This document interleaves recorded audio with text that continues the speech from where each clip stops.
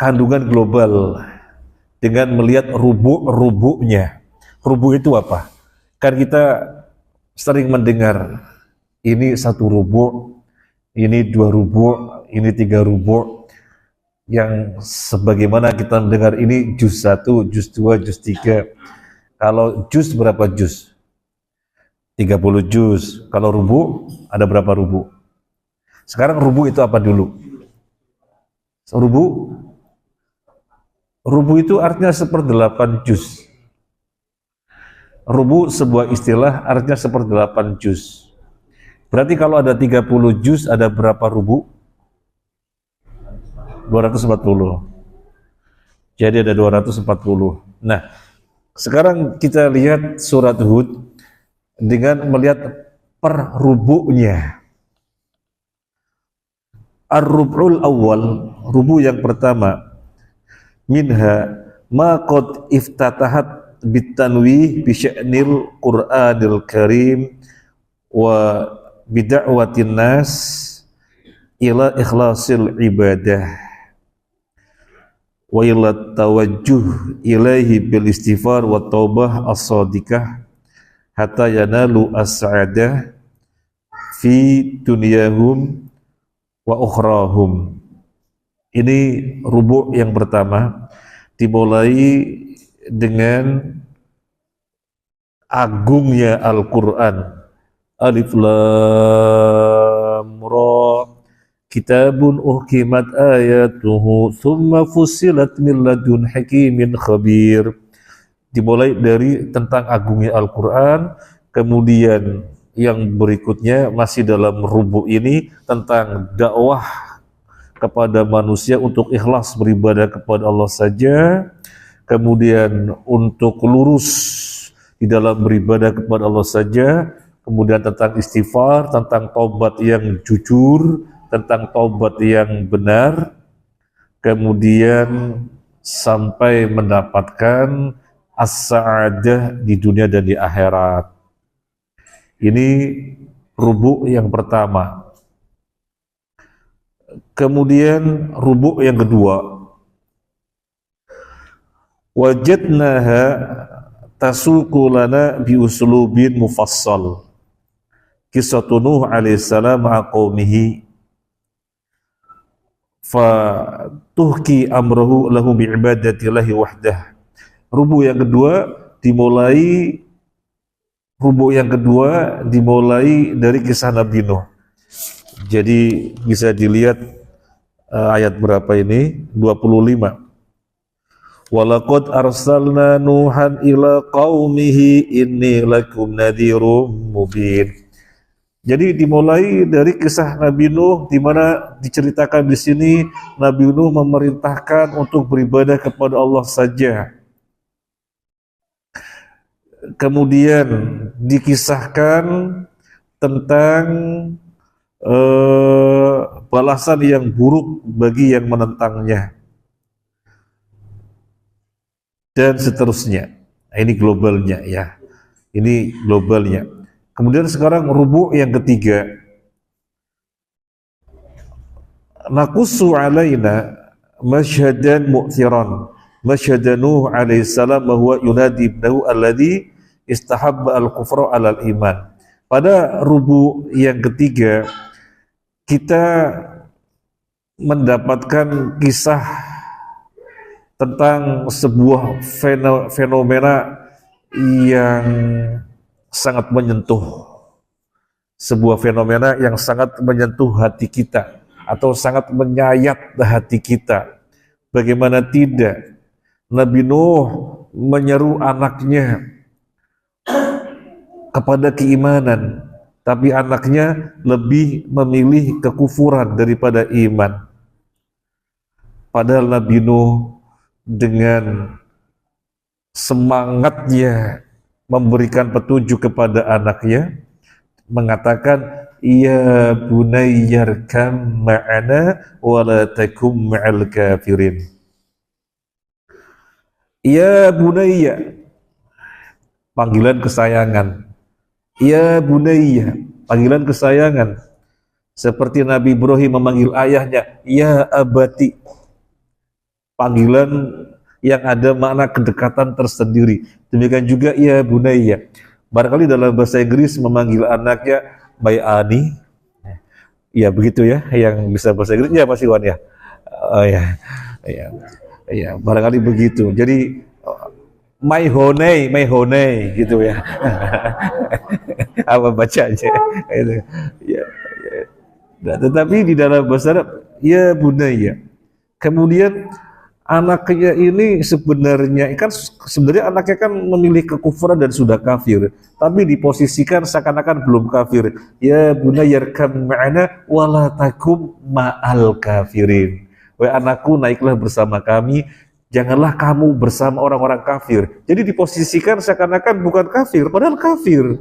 Ini uslub dakwah yang luar biasa.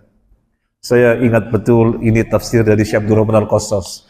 Dulu kita ngikuti tafsir ini dengan Syekh Abdurrahman Al-Qassas ketika di Batu. Beliau menjelaskan, coba lihat uslubnya.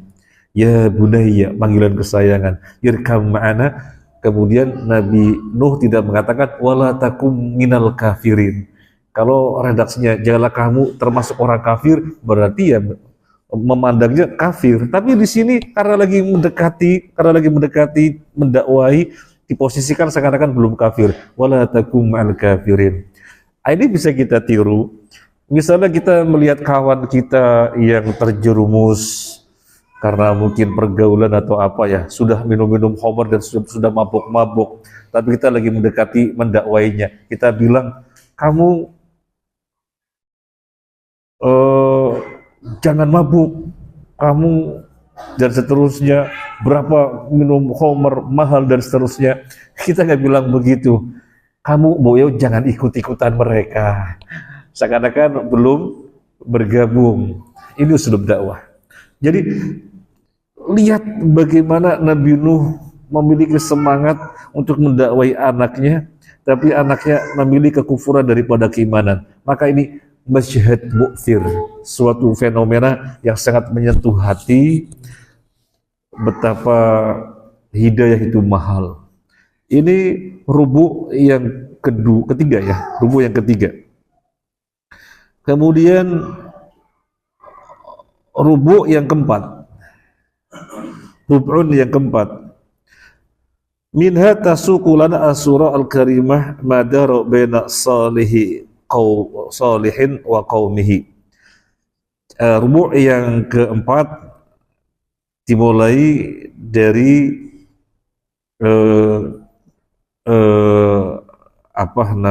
kejadian atau sesuatu yang terjadi antara Nabi Soleh dan kaumnya, di mana Nabi Soleh memerintahkan kaumnya untuk beribadah kepada Allah saja.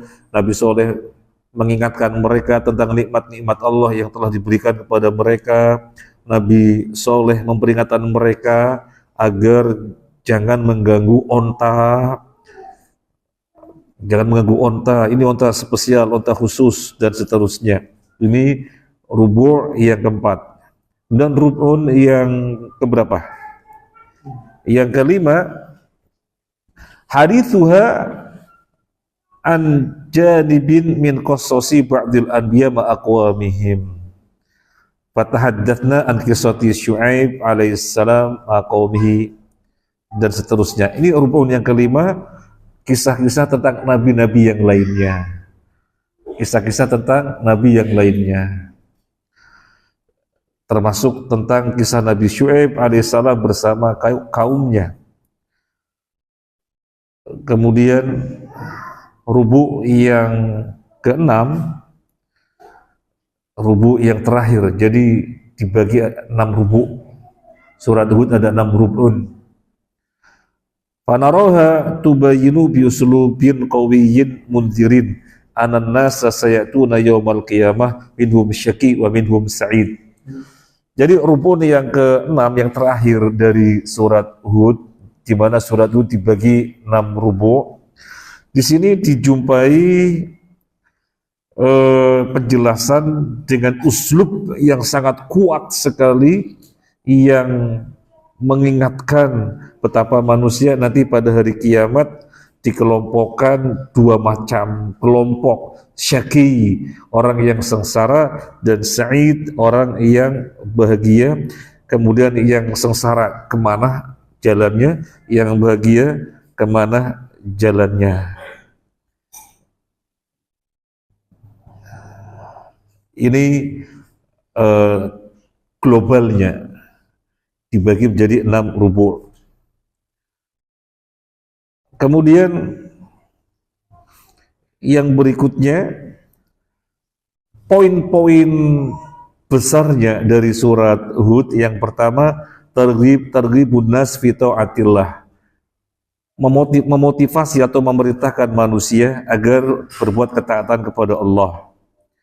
Yang kedua, tasliyatur Rasul sallallahu alaihi wasallam am asabahu min qaumihi, wa min madahiri hadhi tasliyah anna surat al-karimah qad istamalat fi ma'dhami ayati ala qasasi ba'dil anbiya ma'aqwamihim.